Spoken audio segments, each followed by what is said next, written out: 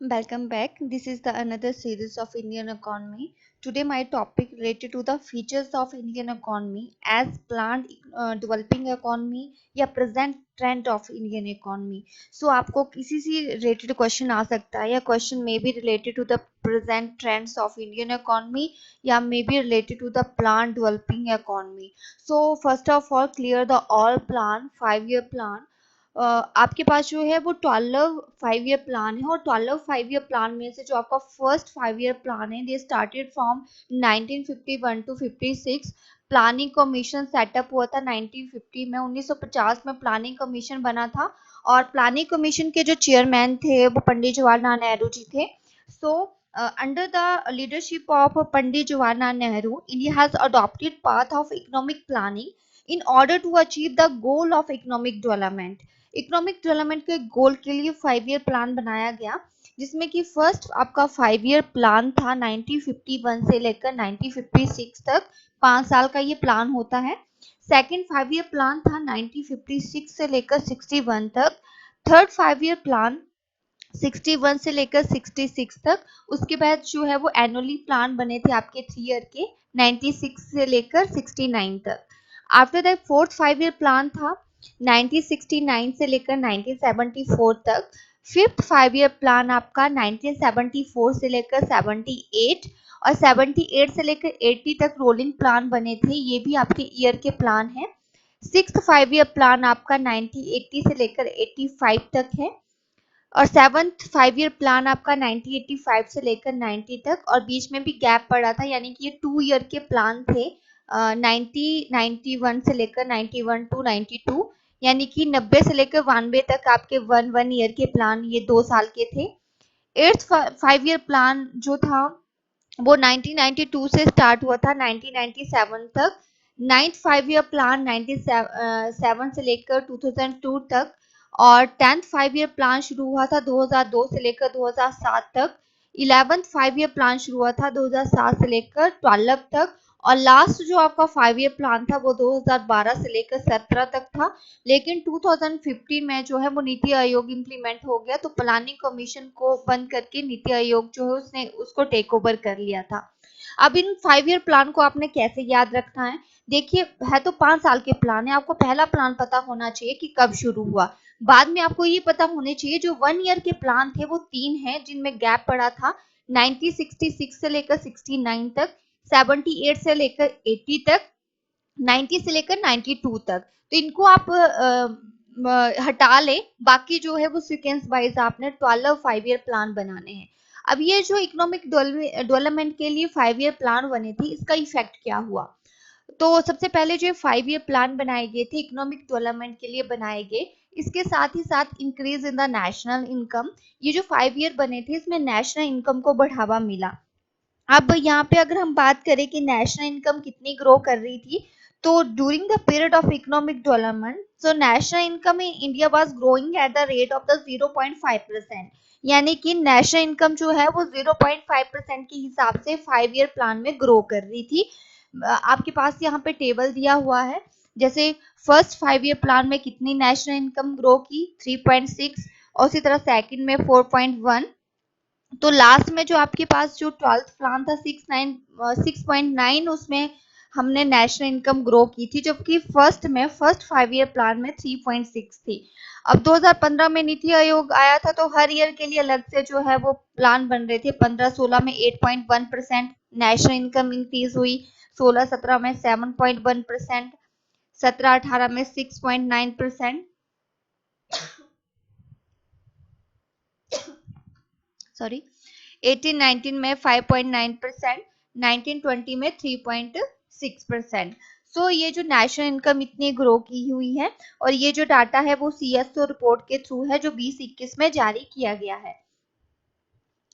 अब another one fact that is upon increase in the per capita income, so 5-year plan से आपकी per capita income भी increase हुई है। अगर 2000 अगर हम 18-19 की बात करें यानी कि 18-19 की 2018 और 19 की बात करें तो यहाँ पे नेशनल इनकम ग्रो कर रही थी 4.8%, ठीक है, जबकि 19-20 में कोरोना काल में नेशनल इनकम थी 2.5%, यानी कि कोरोना काल में बहुत कम जो है नेशनल इनकम ग्रो की है। कैपिटल फॉर्मेशन की बात करते हैं, जो 5 ईयर प्लान है उसमें कैपिटल फॉर्मेशन कितना हुआ है। So capital formation refer to the investment और सेविंग। कैपिटल फॉर्मेशन का मतलब ही आपका इन्वेस्टमेंट है। अगर आपकी सेविंग ज्यादा होगी तो इन्वेस्टमेंट भी ज्यादा होगी। अब हम 90-50 की बात करते हैं और 51 की बात करते हैं, जिसमें कि कैपिटल फॉर्मेशन जस्ट ओनली 8.7% थी, जबकि 19-20 में 2019 और 2020 में कैपिटल फॉर्मेशन 32.2% थी। ठीक है, जीडीपी का, यानी कि जितनी जीडीपी थी उस जीडीपी का 8.7% 50-51 में हम कैपिटल फॉर्मेशन के लिए यूज करते थे। लेकिन 2019 और 20 में जीडीपी का टोटल 32% जो है वो हमने इन्वेस्टमेंट किया है। इकोनॉमिक प्लानिंग में या 5 ईयर प्लानिंग का अनदर वन फीचर्स क्या है कि इंस्टीट्यूशन, इससे हमारा एग्रीकल्चर और ग्रीन रेवोल्यूशन को बढ़ावा मिला है। ग्रीन रेवोल्यूशन कब आई है? 1967 और 68 में। सो इन 1966 में टेक्नोलॉजी डेवलपमेंट एग्रीकल्चर में काफी बड़ा है, और अगर देखा जाए तो काफी ग्रोथ एग्रीकल्चर प्रोडक्शन के पर ईयर के हिसाब से हुई है। नेक्स्ट है डेवलपमेंट ऑफ इंडस्ट्री। अब वो जो बिफोर द इंडिपेंडेंस कोई हैवी इंडस्ट्री का सेटअप नहीं था, लेकिन जैसे ही स्वतंत्रता मिली तो हैवी इंडस्ट्रियल सेटअप बनाया गया। 12th 5 ईयर प्लान की बात करते हैं। इन 12th plan industrial growth rate जो थी वो 6.3% थी, एंड 2018 और 19 में या 19-20 में जो है वो 4.9% इंडस्ट्रियल ग्रोथ थी, लेकिन 19-20 में इसके काफी डाउनफॉल हुए, -1.1 के हिसाब से इंडस्ट्रियल ग्रोथ रेट जो है वो पॉइंट आउट हुई है, क्योंकि 19-20 के बाद जो है कोविड क्राइसिस के कारण जो इंडस्ट्रियल ग्रोथ माइनस में गई है। नेक्स्ट वन है development of the infrastructures. So economic infrastructures mainly include mean transport and communication. तो railway, airport, telecommunication, banking, insurance sector में काफी डेवलपमेंट हुई है। सोशल सर्विस की बात करते हैं। So during the period of planning, social service like as education, health, medical facility ये सारी डेवलप हुई है।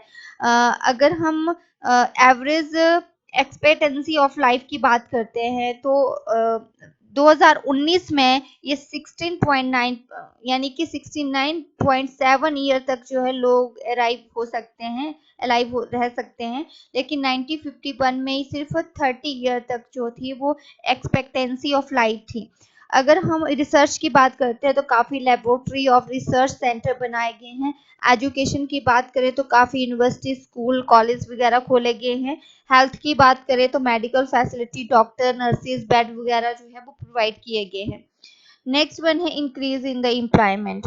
सो सेवरल मेजर है जिन्होंने एम्प्लॉयमेंट को बढ़ाया है। स्मॉल और कॉटेज इंडस्ट्री सेटअप की है ताकि एम्प्लॉयमेंट बढ़े। हैवी इंडस्ट्री सेटअप की है ताकि एम्प्लॉयमेंट बढ़े। मॉडर्नाइजेशन का विकास हुआ है। सो 5 ईयर प्लान से टेक्नोलॉजी अपग्रेड हुई है, जिसके कारण जो है agriculture, industry, service sector, infrastructure में विकास हुआ है। इसी साथ साथ कैपिटल आउटपुट रेशो जो है वो भी स्टेबल आई है। तो मॉडर्नाइजेशन जो है वो एग्रीकल्चर में आपको देखने को मिलेगा कि एग्रीकल्चर की प्रोडक्टिविटी मॉडर्न टेक्नोलॉजी के थ्रू की जा रही है। अब नेक्स्ट वन है export promotion and diversification of the import substitution. तो 5 ईयर प्लान में हमें ये अपॉर्चुनिटी दी है कि जो भी हम दूसरे देश से इंपोर्ट करते हैं उनको हम सिर्फ अपने देश में ही प्रोड्यूस करें। चाहे वो किसी तरह की भी फर्टिलाइजेशन हो, किसी तरह का भी इंपोर्ट सब्स्टिट्यूशन करना है, गवर्नमेंट ने उनको सब्सिडीज प्रदान की है ताकि वो इंपोर्ट सब्स्टिट्यूट कर सके। अनदर वन थिंग, साइंस और टेक्नोलॉजी को डेवलप करना। So during the planning period science और टेक्नोलॉजी में काफी विकास हुआ है, और इंडिया में मैन पावर की सप्लाई जो है फॉरेन कंट्री से की जा रही है ताकि वो टेक्नोलॉजी सेक्टर में ज़्यादा से ज़्यादा डेवलप कर सके, आईटी सेक्टर को डेवलप कर सके। और प्रोडक्शन जो है वो अकॉर्डिंग टू नीड, यानी कि लोगों की नीड के आधार पे प्रोडक्शन होगी। बैलेंस्ड इकोनॉमिक ग्रोथ जो है वो 5 ईयर प्लान से निकल के आई है। अब हमारे 3 तरह के सेक्टर होते हैं, primary sector, secondary sector and tertiary sector. Primary sector आपने पढ़ा होगा, वो वैसा सेक्टर जिसमें एग्रीकल्चर, फॉरेस्ट्री, डेयरी, एक्वायरिंग का काम आता है। सेकेंडरी सेक्टर वो होते हैं जिसमें रॉ मटेरियल को फिनिश्ड गुड्स में कन्वर्ट किया जाता है। टैरिटरी सेक्टर वो होते हैं जिसमें सर्विस सेक्टर को इंक्लूड किया जाता है, जैसे कि banking, insurance, telecommunication, information system, warehousing, trading, ये सारे उसी में आते हैं। अब a 12th country contributing tertiary sector national income generally around 65%। ऐसी कंट्री जो बहुत डेवलप हो चुकी है वहां पे सर्विस सेक्टर का क्षेत्र काफी बड़ा रहता है, सेकेंडरी सेक्टर का उसके बाद, और प्राइमरी सेक्टर का तो बहुत कम होता है। लेकिन हम इंडिया की बात करें तो इंडिया में भी जो जीडीपी की ग्रोथ रेट है वो सर्विस सेक्टर से होती है। लेकिन 2019 और 20 में हम बात करें तो 2019 और 20 की हम बात करते हैं तो जो आपका सर्विस सेक्टर था यानी कि टेरिटरी सेक्टर था उसमें हमें जीडीपी 55.6% हमें रिसीव हुई है।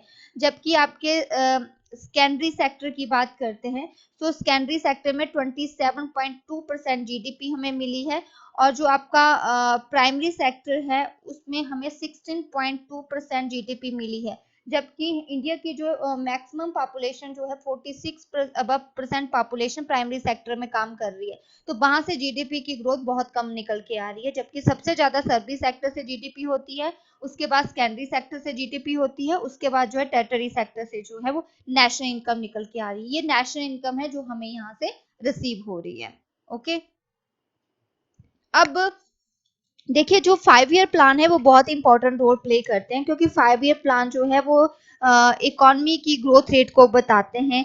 अब कुछ ड्यूलिस्टिक नेचर है इंडियन इकोनॉमी का, जैसे economic dualism. In a type of dualism Indian economy divided into the two sector. Indian economy दो सेक्टर में डिवाइडेड है, अगर अर्बन रूरल एरिया में, प्राइवेट सेक्टर में, पब्लिक सेक्टर में।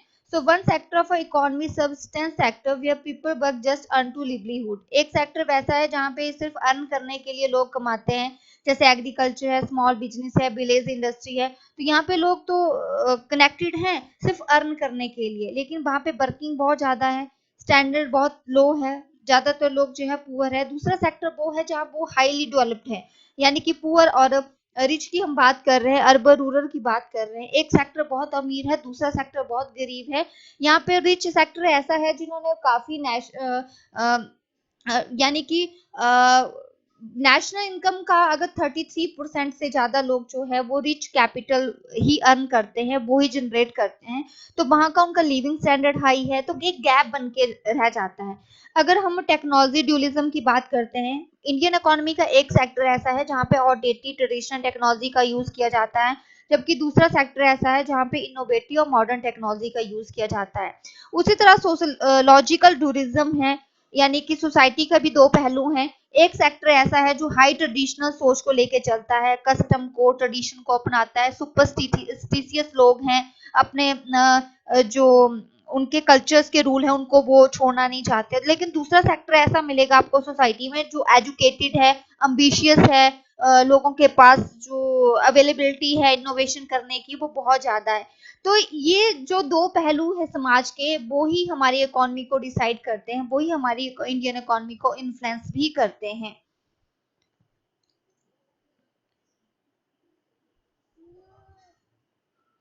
इस टॉपिक में आपको इम्पोर्टेंट क्या है वो मैं आपको बता देती हूँ। The features of Indian economy as per plan developing economy. पहले तो इसमें आपने 5 ईयर प्लान को स्टडी कर लेना है कि which one the 5 year plan and उनके क्या क्या ऑब्जेक्टिव थे। अगर जो न्यू आपकी सिलेबस के अकॉर्डिंग 5 ईयर प्लान तो नहीं आते हैं, सिर्फ उसके फीचर्स, डेवलपमेंट और कैरेक्टरिस्टिक्स पूछ सकते हैं। बाकी आपका नीति आयोग बहुत इंपॉर्टेंट है। अब इसमें अनदर वन थिंग है इकोनॉमिक डेवलपमेंट। नेशनल इनकम जो है 5 ईयर प्लान से बढ़ रही है, तो किस किस ईयर में कितनी कितनी नेशनल इनकम इंक्रीज हुई है वो भी आपने स्टडी करना है। पर कैपिटा इनकम इंक्रीज हुई है तो 0.5% के हिसाब से जो है पर ईयर के हिसाब से पर कैपिटा इनकम इंक्रीज हुई है। कैपिटल फॉर्मेशन बढ़ा है तो कितना इन्वेस्टमेंट हुआ था, जीडीपी का कितना पार्ट इन्वेस्टमेंट किया है। एग्रीकल्चर ग्रीन रेवोल्यूशन कब आई और किस किस फूड ग्रेन के साथ जो है वो ग्रीन रेवोल्यूशन आई है। इंडस्ट्रीज डेवलपमेंट कैसे हुई, कितनी इंडस्ट्री, जैसे कोरोना काल में -1 में इंडस्ट्री डेवलपमेंट गई थी, 18-19 में वो 4.9% के हिसाब से थी। इंफ्रास्ट्रक्चर्स में कितनी डेवलपमेंट है, सोशल सर्विस में कहाँ कहाँ इन्वेस्टमेंट हुआ है, उसमें कितनी आउटपुट हुई है, एम्प्लॉयमेंट कितनी बढ़ी है, मॉडर्न टेक्नोलॉजी का कितना विकास हुआ है, कहाँ यूज कर रहे हैं, इम्पोर्ट सब्सिट्यूट कर रहे हैं, पीरियड साइकिल को हम कम कर रहे हैं। ये सारे के सारे इकोनॉमिक प्लानिंग की डेवलपमेंट के पार्ट हैं। इकोनॉमिक डेवलपमेंट को बढ़ाना जो है वो मेन मोटिव माना गया है।